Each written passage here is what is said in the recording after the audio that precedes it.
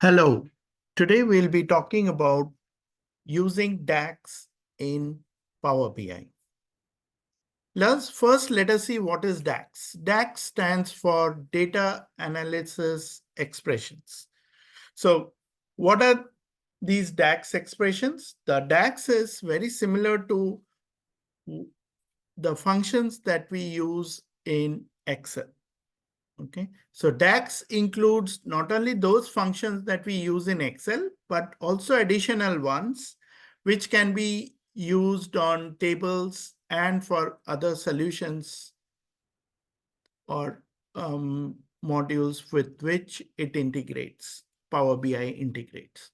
The actual code is inside the function being called, and it passes the values into the parameters through the parameters based on which the function will return the processed value. For example, just like we do a sum, we give it some numbers and the function returns the total of those numbers, right? So the parameters are the individual values that we are passing. Similarly, here also, when we call a function, we pass certain parameters based on which the system will do the calculation and return us the processed value.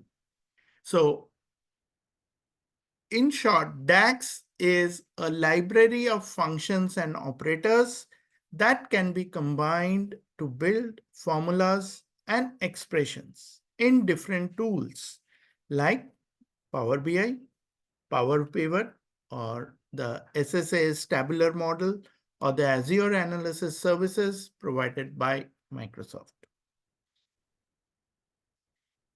There are primarily two types of DAX functions. One is what we use for calculated columns. Another one we use for measures. So let's look at the difference between the two. In case of calculated columns, it is an additional column alongside existing columns. Data is stored for each row.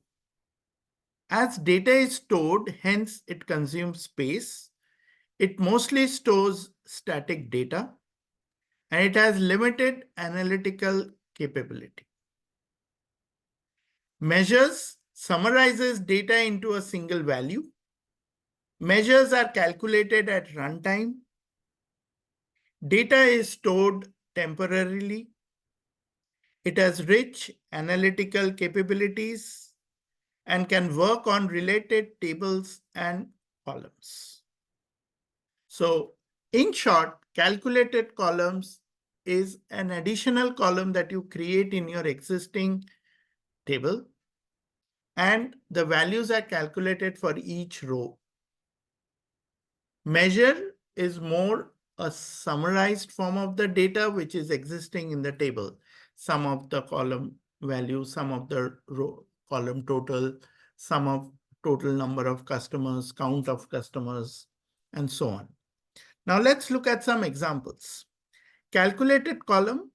First example is you can create a new column where it will look at the calendar year and you append the letter Q followed by the calendar quarter. So the result would be 2023 Q3 or 2024 Q1. Another example could be you have a new column which is adding up the first column, column 1, and the second column, column 2. So the total of those two columns is calculated for each row. Okay. Net profit is equal to revenue minus cost. So the net profit for each row, it will be derived by subtracting the cost for each row from the revenue of each row. Okay. Now some examples of measures. Measures can be like total sales. So sum of the new sales amount. So new sales within inverted comma means that's the name of the table. And amount within square bracket means that's a column.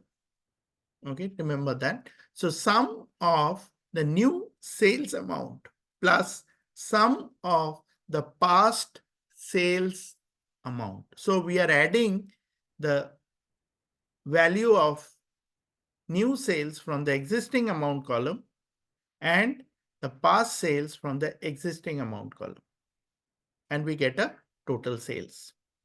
Profit margin is derived by dividing the profit column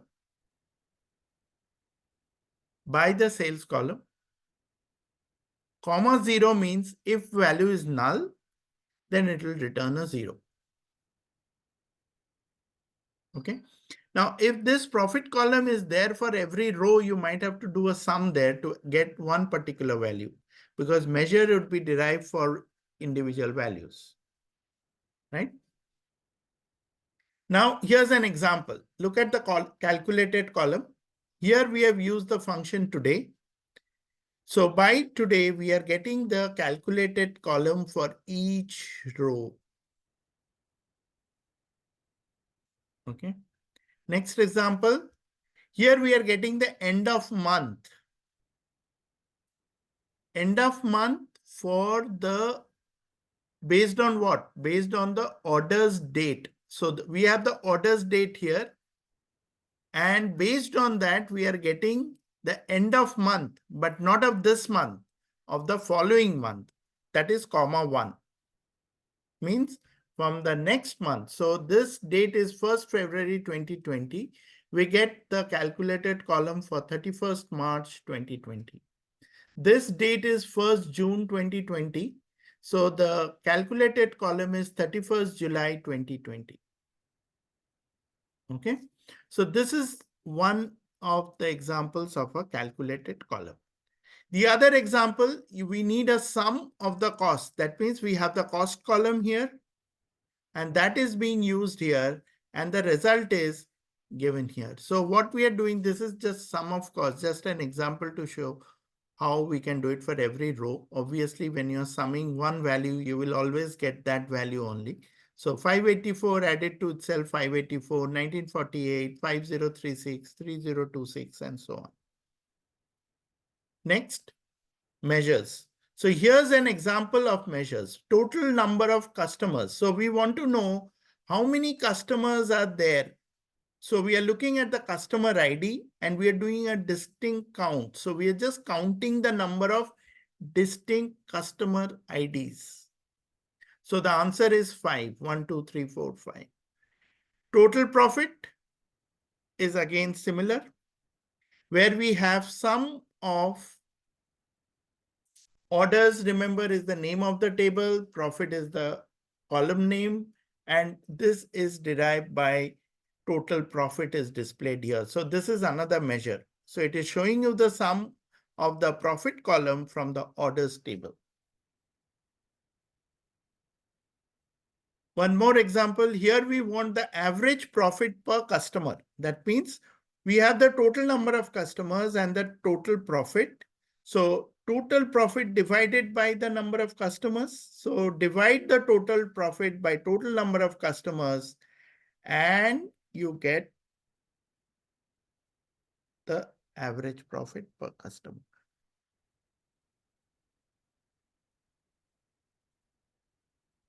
Okay. So in subsequent videos, you will find a live demo of doing these DAX.